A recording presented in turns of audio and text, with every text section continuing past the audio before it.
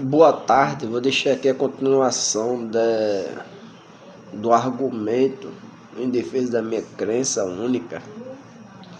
Vou deixar aqui um argumento em defesa da minha crença, falando sobre prostituição e adultério, que o ato para o homem de prostituição e adultério é menos culposo do que para as mulheres. As mulheres são mais julgadas e condenadas nesse ato do que para os homens. Eu vou deixar aqui. Eu quero também deixar aqui que eu voltei para a minha denominação. O pastor deixou eu ser obreiro pregando minha própria crença. Evangelista, né? O evangelista da Nova de Paz, daqui de Pernambuco, Recife. O evangelista daqui de Pernambuco, Recife, da Nova de Paz, deixou que eu fosse obreiro pregando minha própria crença. Primeiro comecei como membro, né? Lado de fora. Depois como obreiro, né? Eu perguntei a ele, negociei com ele, para ele deixar eu ser obreiro pregando minha própria crença. Eu perguntei a ele se eu podia, né? Ser obreiro pregando minha própria crença. Claro, né? Eu vou chegar a ser presbítero um dia, diácono um dia. Primeiro vem diácono, né? Primeiro vem cooperador, depois local, depois oficial, depois diácono, depois presbítero, depois evangelista e por fim pastor. Vou chegar a todas essas escalas aí, essas escadas aí, vou passar tudo por ela, até chegar a pastor, no nível. Mas o bom é que o evangelista deixou ser obreiro pregando minha própria crença. Quero também deixar bem claro aqui, né, que em redes sociais é mais fácil a pessoa ser menos tímida do que no púlpito, né? Em redes sociais é bem mais fácil ser menos tímido do que no púlpito. No púlpito a pessoa é mais vergonhoso, mas eu até tenho uma ideia para poder pregar no púlpito.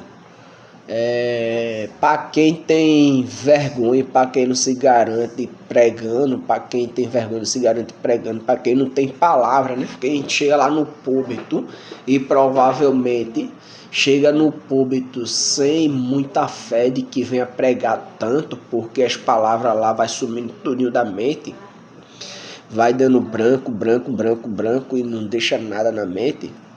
Para esses daí que ficam em branco, eu tenho até uma solução para vocês. É vocês arrumar um tipo de esboço no WhatsApp. Vocês botam capítulos de vocês e os versículos de vocês. Como eu faço, vocês botam capítulos de vocês, versículos de vocês. E depois abaixo vocês botam o argumento de vocês.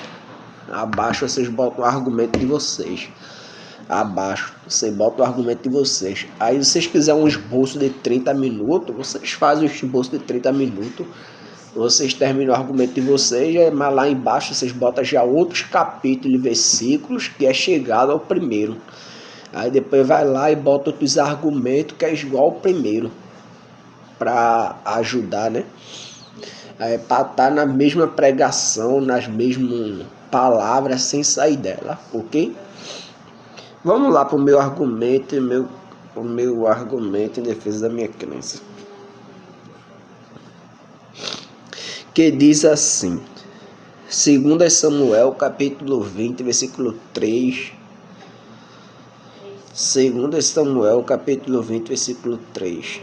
Que diz assim, 2 Samuel, capítulo 20, versículo 3. Que diz assim, e logo que chegou Davi à sua casa em Jerusalém, tomou o rei as 10 mulheres concubinas que havia deixado para que guardasse a casa, as pôs em uma casa em guarda e deu-lhes de comer, mas nunca mais entrou a elas, mas sim que ficaram encerradas até que morressem como viúvas.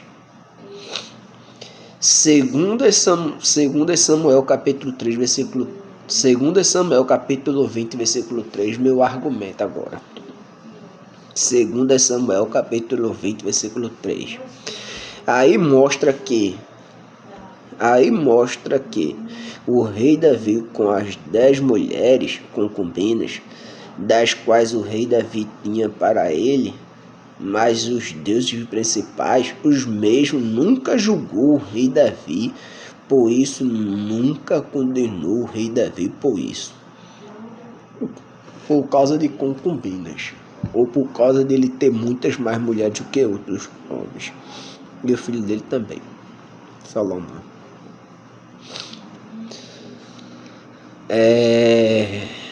Primeiras Reis, capítulo 11, versículo do 1 até o versículo 8. Primeiras Reis, né? Primeiras Reis, capítulo 11, versículo do 1. Primeiras Reis, capítulo 11, versículo 1. Primeiras Reis, capítulo 11, versículo 1 até o versículo 8. Primeiras Reis, capítulo 11, versículo do 1 ao versículo 8. Vamos lá. Que diz assim: o rei Salomão amou muitas mulheres estrangeiras, além da mulher do faraó. Eram mulheres moabitas, adomitas, sidônias e hititas.